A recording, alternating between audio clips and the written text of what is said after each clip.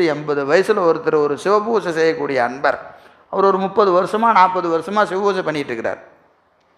ஒரு 40 வருஷம் சிவபூஜை பண்ணக்கூடியவருக்கு வயசு ஒரு இப்போ 70ன்னு வைத்து கொள்ளுங்க. அவரை பார்க்கிற போதே என்னன்னு சொல்ல தெரியாது, நமக்கு பிடிக்கும். அவரை பிடிக்கிறதுக்கு காரணம் கேட்டிங்கன்னா தெரியாது.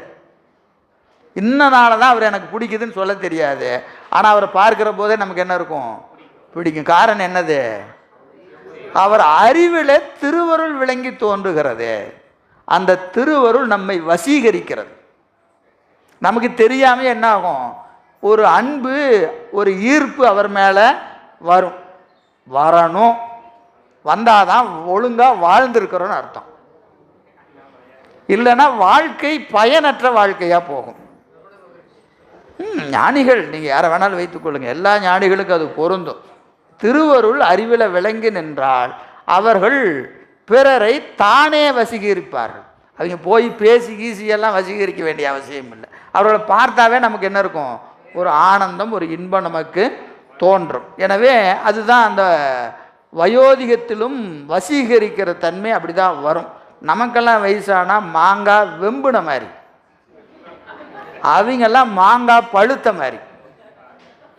பழுப்பதற்கும் வெம்புவதற்கும் வேறுபாடு உண்டு, புரியுதுங்களா? அப்போ நம்ம வெம்பி போகிறோமா பழுத்து போகிறோமாங்கிறது நாம் இப்போ இன்னைக்கு என்ன செய்து கொண்டு இருக்கிறோம், இனி வருகிற காலங்களில் நாம் என்ன செய்ய போகிறோம் என்பதை பொறுத்து தான் நம்முடைய காலம் அதை முடிவு செய்யும். சரி, எனவே அந்த வகையில் அந்த முதுபதி நிலை என்று இதற்கு வரையறை செய்து கொடுக்கிறார்கள்.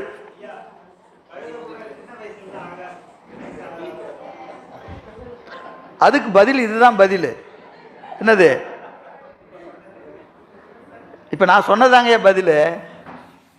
திருவருளை நினைச்சாதான் முதுமை அழகா இருக்கும். கழுதை எந்த கழுதை நினைக்குது? ஒரு கழுதையும் நினைக்க மாட்டேங்குது.